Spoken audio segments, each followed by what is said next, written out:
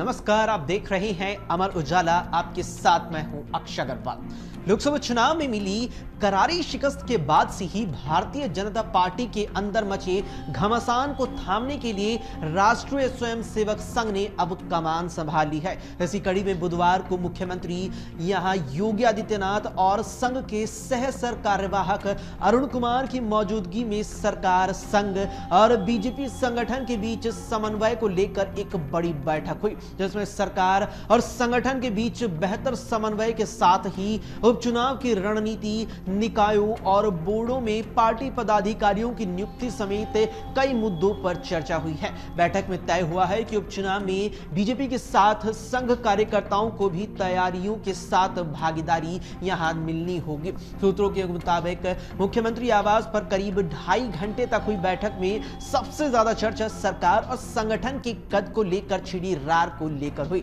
संघ की ओर से इस बात पर चिंता जताई गई कि अगर यह स्थिति रही तो आगे के सियासी सफर में सबसे ज्यादा नुकसान भारतीय जनता पार्टी को उठाना पड़ सकता है। सूत्रों का कहना है कि संघ के नेताओं को ऐसी स्थिति से बचने की सलाह दी गई है। बैठक में उपचुनाव के साथ ही सरकार और संगठन के आपसी समन्वय पर खासी चर्चा हुई और यह कहा गया कि पार्टी के सभी बड़े नेताओं की यह जिम्मेदारी है कि अगर कहीं पर आपसी मतभेद या मनभेद की स्थिति हो तो उसे आमने सामने बैठकर समाधान कर लिया जाए। इससे पहले बीजेपी के प्रदेश अध्यक्ष भूपेंद्र चौधरी और महामंत्री संगठन धर्मपाल रायबरेली रोड स्थित प्रकृति सदन भी गए थे, जहां पर क्षेत्र प्रचारक अनिल कुमार के साथ बैठक करके मुख्यमंत्री आवास पर होने वाली बैठक के संबंध में चर्चा की गई।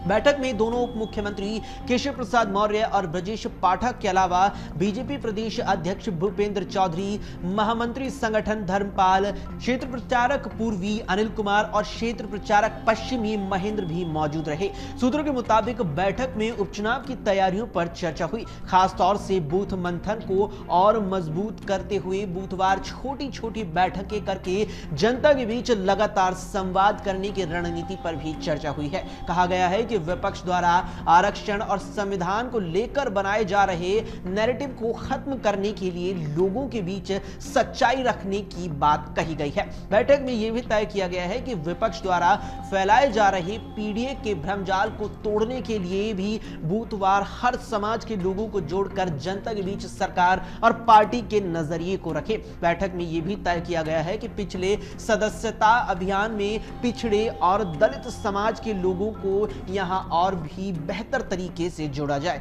सूत्रों का कहना है कि बैठक में यह भी तय किया गया है कि इस बार अलग अलग निकायों और बोर्डों में खाली पड़े पदों पर समायोजन में पार्टी के कॉडर वाले और पुराने कार्यकर्ताओं को ही तरजीह दी जाएगी। पिछले दिनों जिलों और क्षेत्रीय संगठन से जो नाम भेजे गए हैं उनमें से पार्टी के लिए सालों से जमीन पर काम करने वाले कार्यकर्ताओं और पदाधिकारियों को ही प्राथमिकता दिए जाने की बात भी कही गई है।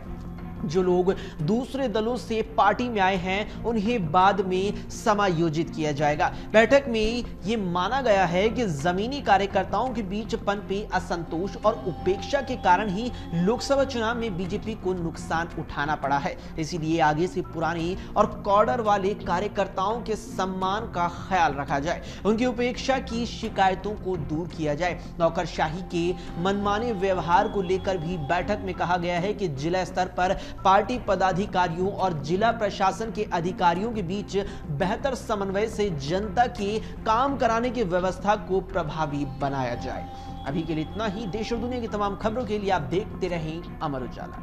अगर आप ये वीडियो YouTube पर देख रहे हैं तो हमारे चैनल को सब्सक्राइब करें और बेल आइकन को दबाना ना भूलें। अगर आप Facebook पर ये वीडियो देख रहे हैं तो हमारे पेज को लाइक करें।